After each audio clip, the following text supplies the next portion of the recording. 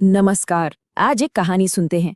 एक ऐसी कहानी जो हमें बताएगी कि कैसे एक छोटा सा फैसला अगर सही वक्त पे लिया जाए तो किसी की भी आर्थिक जिंदगी पर कितना बड़ा बहुत ही बड़ा असर डाल सकता है। ये सिर्फ नंबरों का खेल नहीं है, ये है टाइम का मैजिक। तो शुरू करते हैं। ये कहानी है दो दोस्तों की। पर यकीन मानिए, जब आप इसे सुनेंगे ना, तो ऐसा लगेगा कि ये कहानी शायद अपनी ही है या फिर अपने किसी करीबी दोस्त की। तो कहानी के दो मेन कैरेक्टर्स हैं, रोहित और समीर। और इन दोनों के लाइफ की शुरुआत बिल्कुल एक ही पॉइंट से होती है।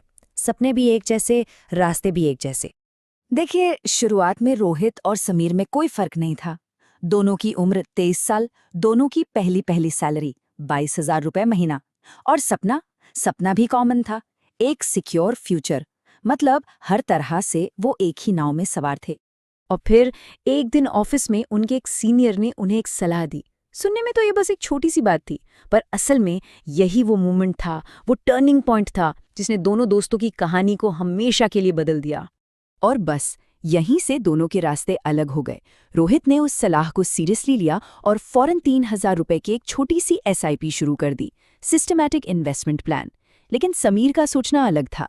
उसने कहा, अरे यार, अभी तो यंग हूं, लाइफ एंजॉय करने की उम्र है, इन्वेस्टमेंट तो बाद में देख लेंगे। तो एक ने एक्शन लिया और दूसरे ने टाल दिया।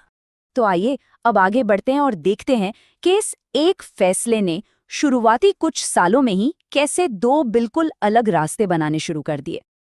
तो एक तरफ रोहित था, जो बड़े डिसिप्लिन से हर महीने पैसे इन्वेस्ट कर रहा था, और दूसरी तरफ समीर, वो उन्हीं पैसों से छोटी छोटी इंस्टेंट खुशियां खरीद रहा था। कभी नई बाइक, कभी दोस्तों के साथ ट्रिप्स, लाइफस्टाइल को अपग्रेड करना। और इन्वेस्टमेंट इन्वेस्टमेंट के नाम पर जीरो, बिग जीरो। और पता ही नहीं चला कि कैसे 5 साल निकल गए। अब दोनों दोस्त 28 साल के हो चुके थे। ये उनकी जर्नी का पहला बड़ा चेक पॉइंट था। तो 5 साल बाद सिचुएशन क्या थी? रोहित ने इन्वेस्ट किए थे 1.8 लाख रुपीस और उसका पोर्टफोलियो बढ़कर हो गया था लगभग 2.5 लाख रुपए।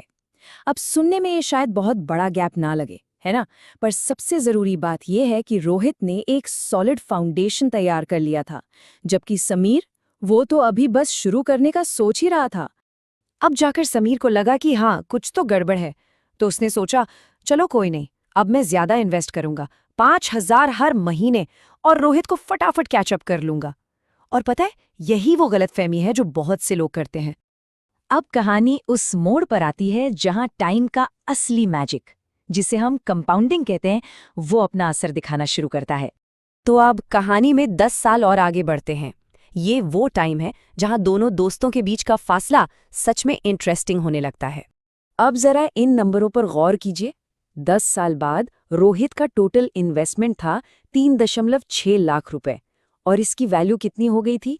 लगभग 7 से 8 लाख रुपए। वहीं दूसरी तरफ समीर, जिसने 5 साल में 3 लाख रुपए डाले थे, उसकी पोर्टफोलियो वैल्यू थी सिर्फ 4 लाख के करीब। मतलब रोहित अब बहुत आगे निकल चुका था। इस चार्ट को देखिए, यहाँ पर यह गैप और भी क्लियर हो जाता है। रोहित का पोर्टफोलियो समीर के पोर्टफोलियो से लगभग डबल हो चुका था।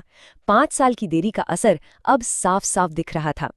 तो समीर ने परेशान होकर पूछा, यार, मैं तो तुझसे ज्यादा पैसे डाल रहा हूं, फिर भी इतना पीछे कैसे हूं? इस पर रोहित का जवाब ना बहुत सिंपल था, पर बहुत गहरा। उसने कहा, भाई, असली इन्वेस्टमेंट पैसा नहीं, टाइम है। चलिए अब और 5 साल आगे चलते हैं। 15 साल बाद की तस्वीर देखते हैं, जहां उनके शुरुआती फैसलों के नतीजे अब उनकी जिंदगी बदल रहे थे। और 15 साल बाद जो अंतर सामने आया ना, वो सच में चौंकाने वाला था। रोहित का पोर्टफोलियो अब 25 से 30 लाख के आसपास था, और समीर, वो अभी भी 15 से 18 लाख पर ही था। अब ये जो गैप था ना, ये बहुत बहुत बड़ा हो चुका था। और अब वक्त है फाइनल रिजल्ट का। 2 दशक, 2 अलग अलग स्ट्रैटेजीज, नतीजा क्या निकला, आइए देखते हैं। पूरे 20 साल के लगातार इन्वेस्टमेंट के बाद रोहित का पोर्टफोलियो पहुंच गया था लगभग 1 करोड़ रुपए पर। हाँ, बिल्कुल सही सुना। सिर्फ 3,000 रुपए महीने की एक छोटी सी शुरुआत, और नतीजा 1 करोड़।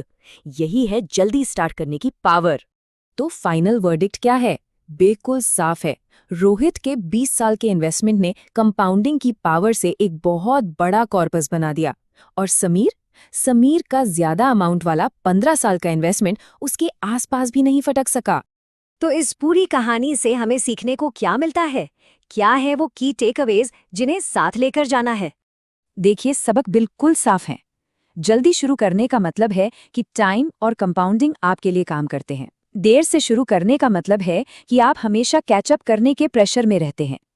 और एक बात हमेशा याद रखनी चाहिए, डिसिप्लिन ज्यादा अमाउंट से कहीं ज्यादा जरूरी है, और कंसिस्टेंसी वो थोड़े टाइम के एक्साइटमेंट से कहीं बेहतर है। और इस पूरी कहानी का जो निचोड़ है, जो सबसे बड़ी सीख है, वो बस एक लाइन में है। इन्वेस्टमेंट में सबसे बड़ा रिस्क मार्केट का ऊपर नीचे जाना नहीं है, सबसे बड़ा रिस्क है देर से शुरू करना। तो आखिर में बस एक सवाल, कहते हैं कि इन्वेस्टमेंट शुरू करने का सबसे अच्छा दिन कल था जो बीत गया, तो फिर दूसरा सबसे अच्छा दिन कौन सा है? जवाब हम सबको पता है,